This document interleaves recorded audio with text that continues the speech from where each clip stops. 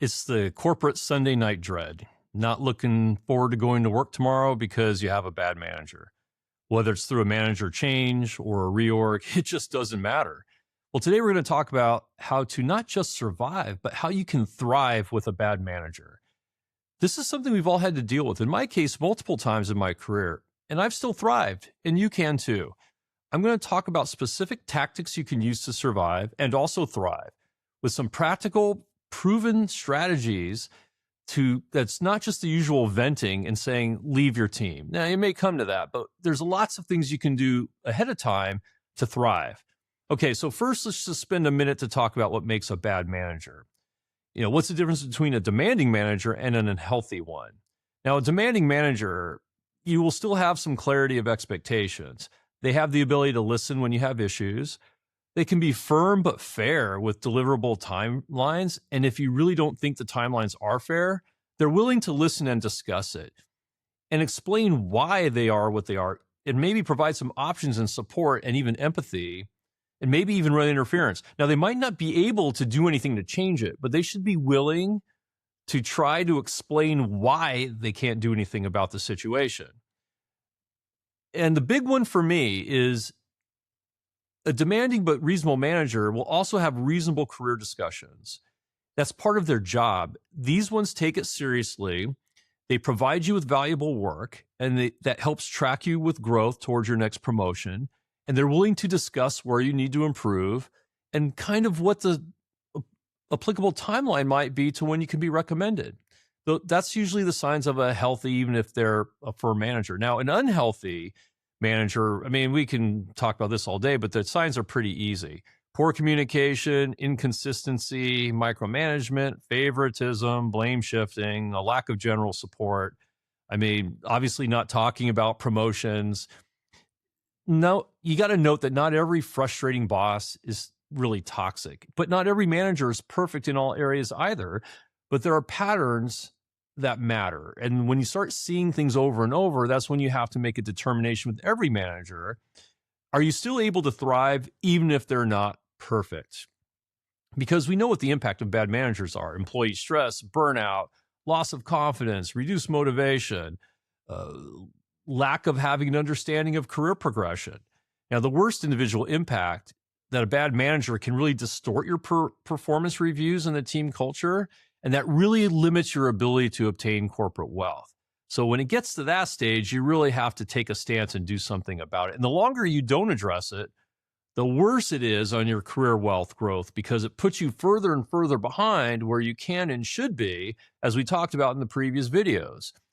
Now, this actually happened to me. I was on a team fairly early in my career where my manager, I kept for 4 months, I was trying to have a career conversation. My manager kept ducking it. I finally pinned him down and said, we need to talk about this. And my manager flat out told me, Milan, I'm sorry, but on this team, you can't get to that next level unless you have a master's degree.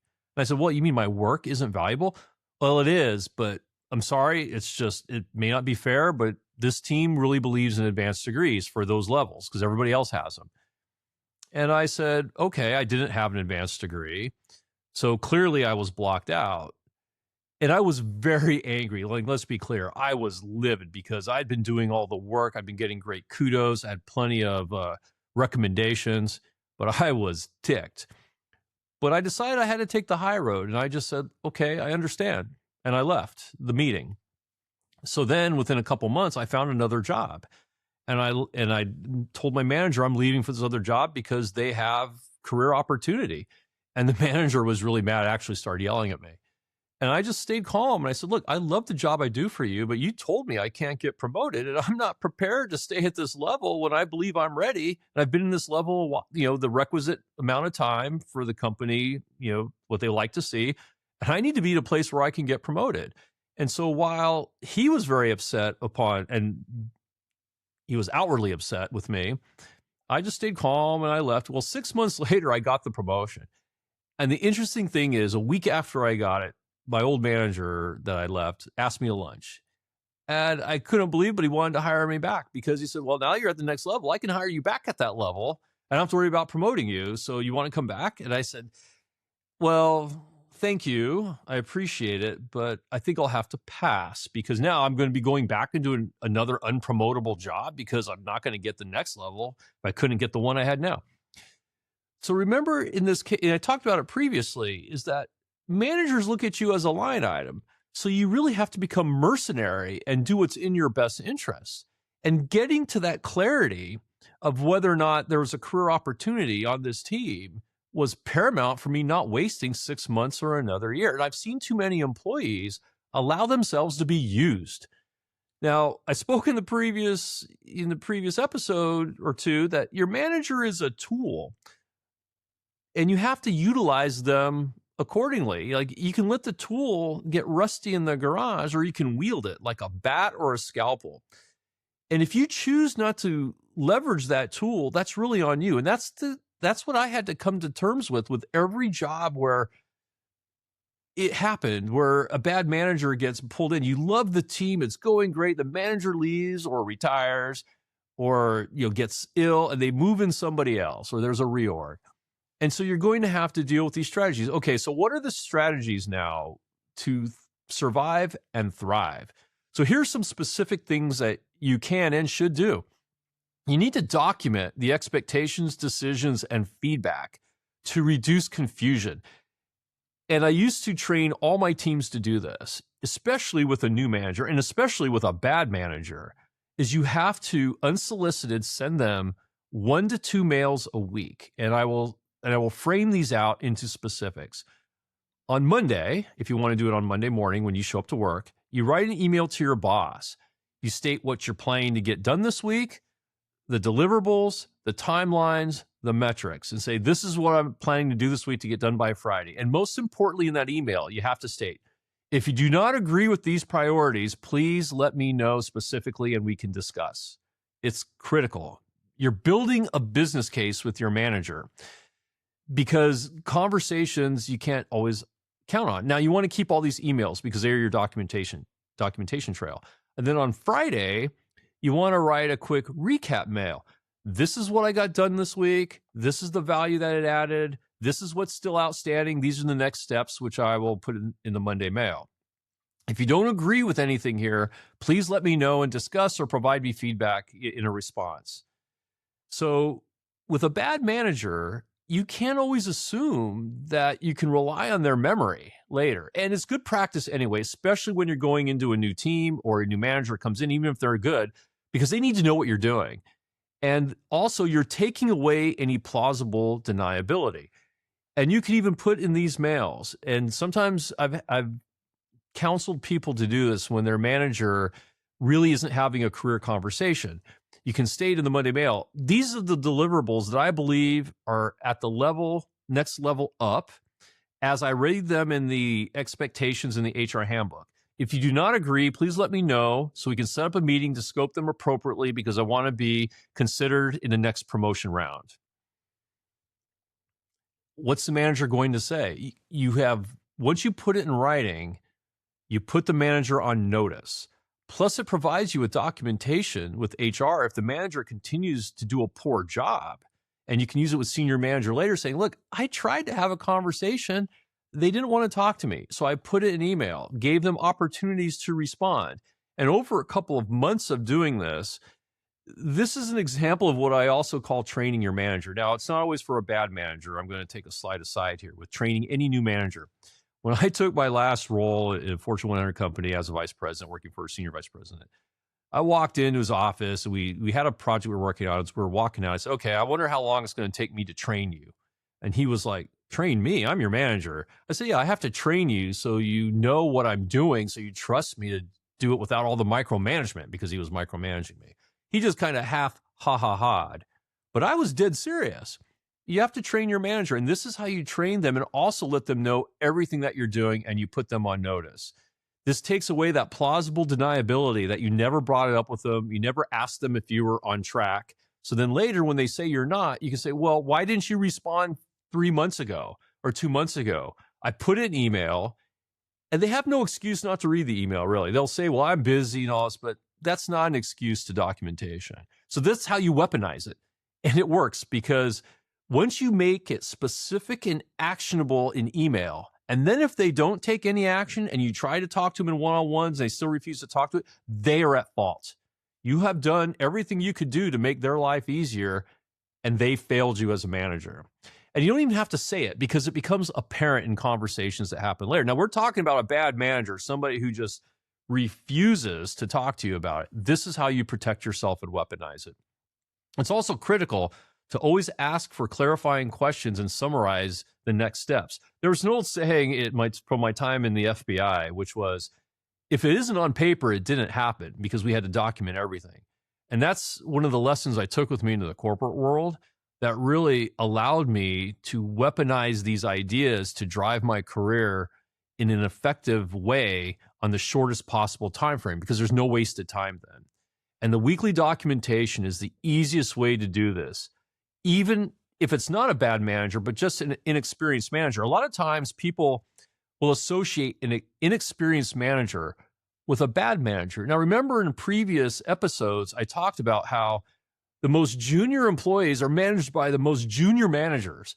The lack of experience there is astounding, and there's almost little to no oversight that I've seen when it comes within a company, especially when a manager gets a large team to deal with the first line and the entry-level people. So this is where, as an individual, a corporate employee, this is where you are mercenary and you learn the rules and use them, assuming you always have a bad manager. Now, people used to joke about this, but I used to tell people, my core state is whenever I take a job, I'm going to get the worst manager possible. Now, why is that? That means then I have to protect myself by using these tactics of having good documentation, driving my own career conversation, making sure it's clear. Because it may not be that they're bad, but I've seen mid-level managers and even senior managers that are horrible at it. They're not good at providing feedback. So you allow your career and your wealth to be driven by these people who just don't have a clue of how to work it. That is why we have these conversations, and that's how you weaponize utilizing these skills against a bad manager.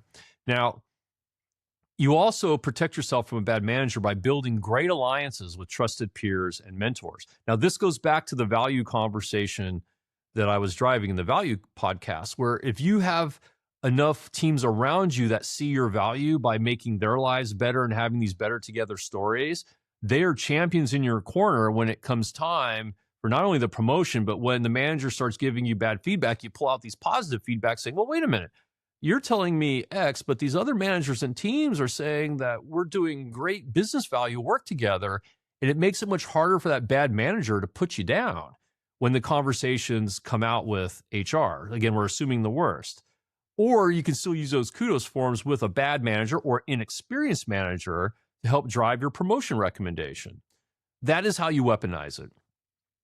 So you want to focus on the controllables, which is the quality of your work, your boundaries, and professionalism. Don't let the emotion get the better of you.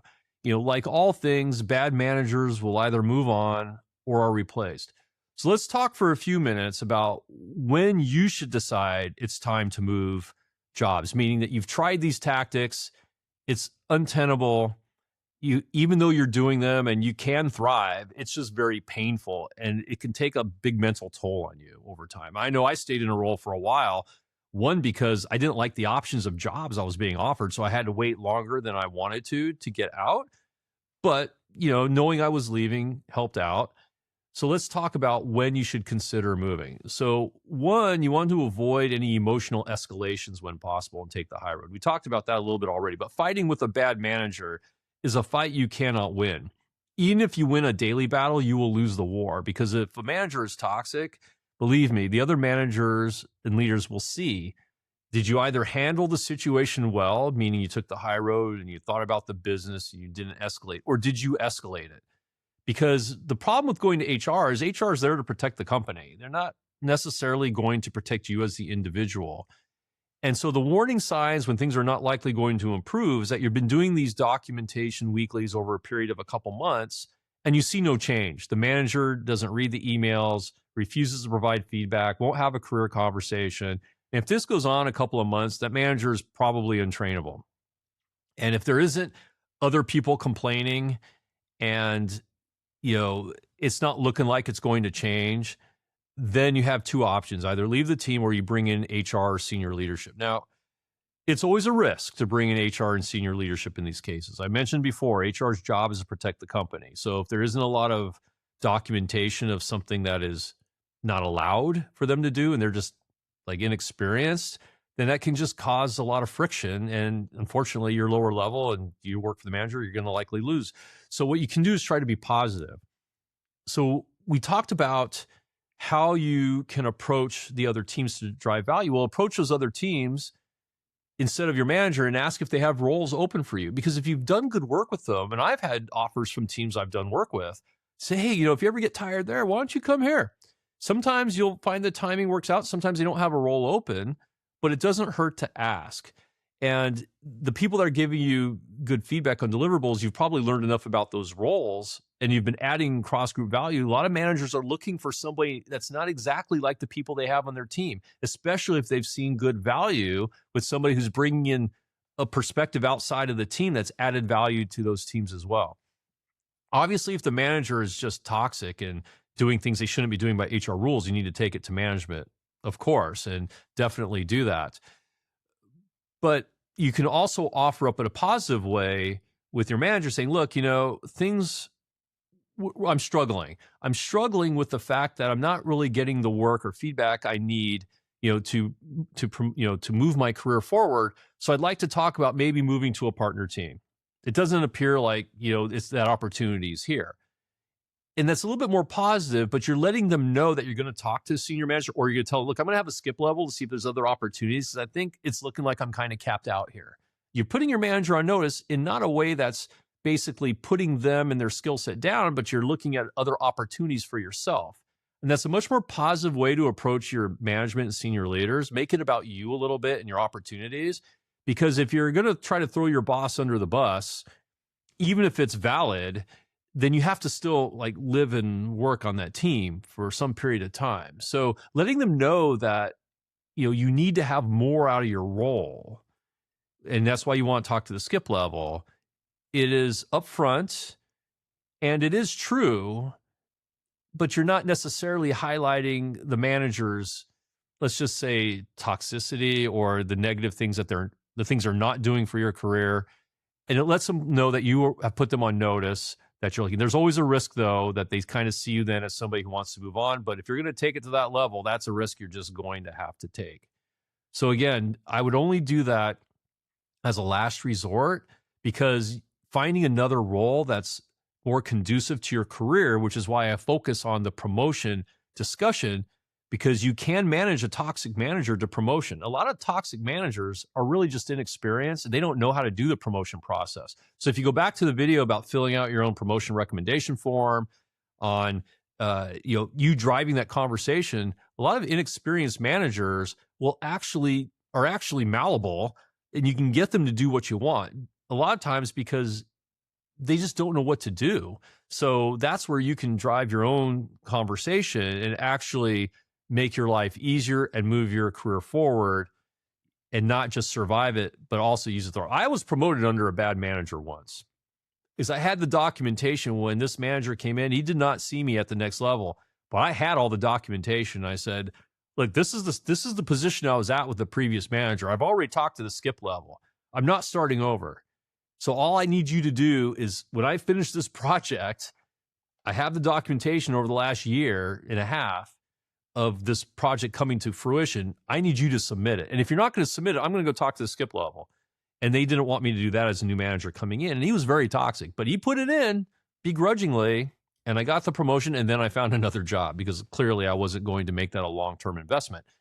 And that's where, understanding how long you need it to go on is really important. And I've seen people stay in a toxic situation a lot longer than they should have before even starting the process of documenting or looking for another role. And I understand today that new roles might be difficult, but that's why you have to constantly be working towards it.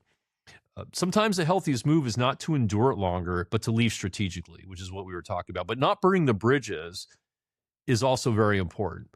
So this has been a very quick view of how to survive and thrive under a bad manager. And if you focus on one thing, is focus on the documentation and really focus on those weekly summaries and spelling out the wins you're having for the week, what you're delivering, and what the plans are for the next week, and then asking your manager to provide feedback. And then in one-on-ones, also ask them, is there any feedback on these? And if they give you feedback, make sure you put it in the next one that you send them. Say, oh, in our one-on-one, we discussed these things. Because again, the paper trail really needs to support the position for we'll say a bad manager, but also for an inexperienced one. So I hope this has been helpful. It's been very fast. But if you have any questions or if there's anything that you use with a bad manager that could help others out, please put it in the comments. And we'll see you in the next video.